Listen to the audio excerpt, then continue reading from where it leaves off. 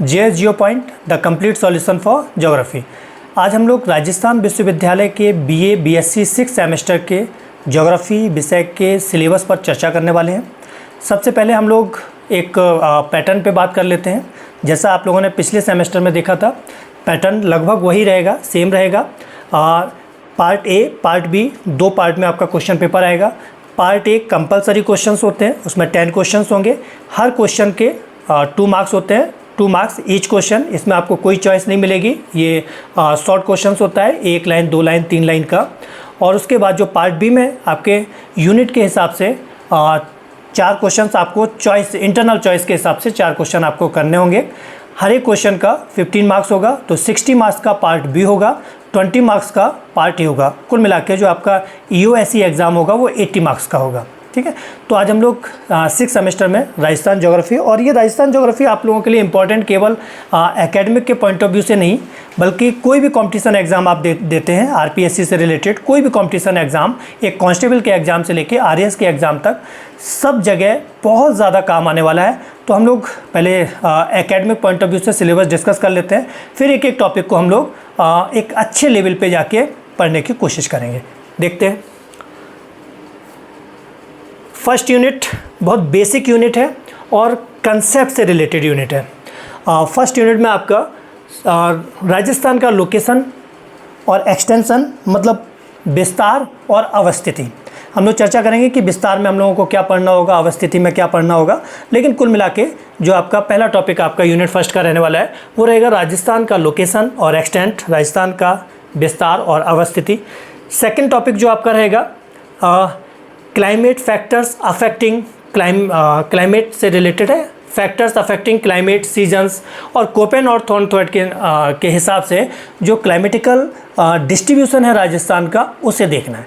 अब यहाँ देखने वाली बात यह है कि आपको लोकेशन और एक्सटेंशन तो दे रखा है, और उसके बाद क्लाइमेट को इफ़ेक्ट करने वाले कुछ इसमें फैक्टर्स पूछा गया है। इसमें एक मिसिंग आपको जो दिख रहा होगा, फिजिकल डिस्ट्रीब्यूशन, क्योंकि बिना फिजिकल डिस्ट्रीब्यूशन के आप क्लाइमेटिकल कंडीशंस को समझ ही नहीं पाएंगे।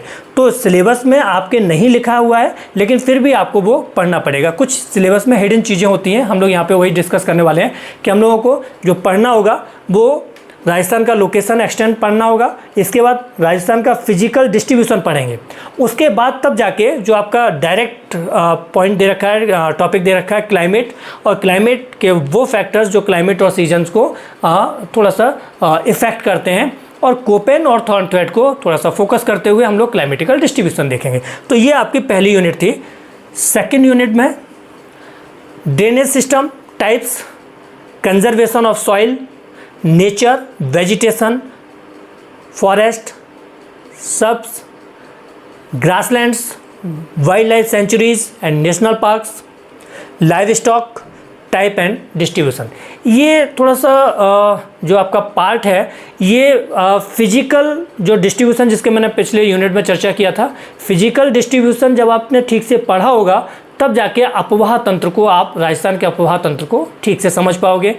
इसमें कुछ सॉइल वगैरह आपका कुछ एग्रीकल्चर से रिलेटेड भी इसमें है, और दूसरा ये आपका वेजिटेशन से रिलेटेड, मतलब वनस्पतियों से रिलेटेड भी आपका इसमें ये है। उसके बाद ये कुछ wild life sanctuaries, national parks, मतलब ये कुल मिला के इकोलॉजी से रिलेटेड आपका पार्ट है। कुल मिला के ये वाली यूनिट भी बहुत इंटरेस्टिंग होने वाली है। नेक्स्ट जो थर्ड यूनिट है आपकी, थर्ड यूनिट में ये इकोनॉमिक ज्योग्राफी का पार्ट है ना। मिनरल रिसोर्सेज, आयरन ओर आपको स्पेसिफिक तौर पे आयरन ओर देखना है, लोहा अयस्क देखना है, मैग्नीज देखना है, कॉपर देखना है, टंगस्टन देखना है, बॉक्साइट देखना है, गोल्ड एंड सिल्वर देखना है, जिंक एंड लेड देखना है। नॉन मेटलिक में भी आपको mica, mica, limestone, dolomite, asbestos, gypsum, ये देखना है आपको। एनर्जी रिसोर्सेज में आपको एनर्जी रिसोर्सेज से रिलेटेड भी conventional and non conventional energy resources आपको देखने हैं। कुछ आपको इंडस्ट्रीज़ भी देखनी होंगी, कॉटन इंडस्ट्री हुआ, सीमेंट इंडस्ट्री हुआ, शुगर इंडस्ट्री हुआ, मार्बल, सैंडस्टोन और टूरिज्म। ठीक है ना। तो कुल मिला के ये आपका इकोनॉमिक ज्योग्राफी का पार्ट है।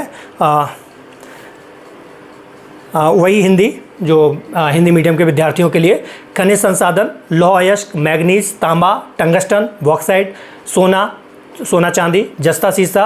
अधातु संसाधन में अभ्रक, चूना पत्थर, dolomite, asbestos, gypsum. Energy resources मतलब ऊर्जा संसाधन से रिलेटेड पारंपरिक और गैर पारंपरिक ऊर्जा स्रोत भी हम लोगों को यहाँ पे देखना होगा।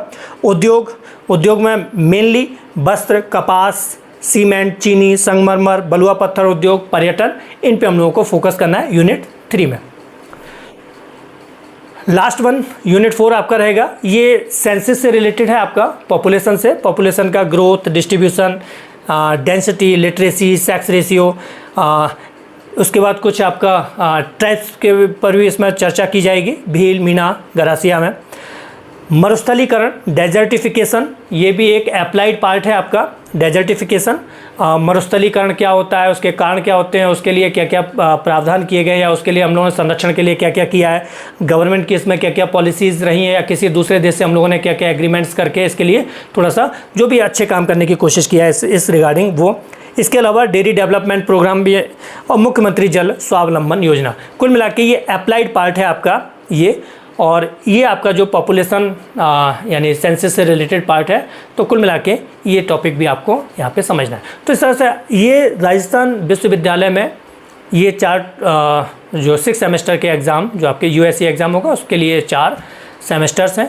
अब हम लोग वो 4 यूनिट्स हैं, हम लोग एक एक यूनिट को, एक एक टॉपिक को बहुत विस्तार से पढ़ने वाले हैं। तो नेक्स्ट वीडियो में हम लोग पहली यूनिट के पहले टॉपिक पे चर्चा करेंगे। धन्यवाद।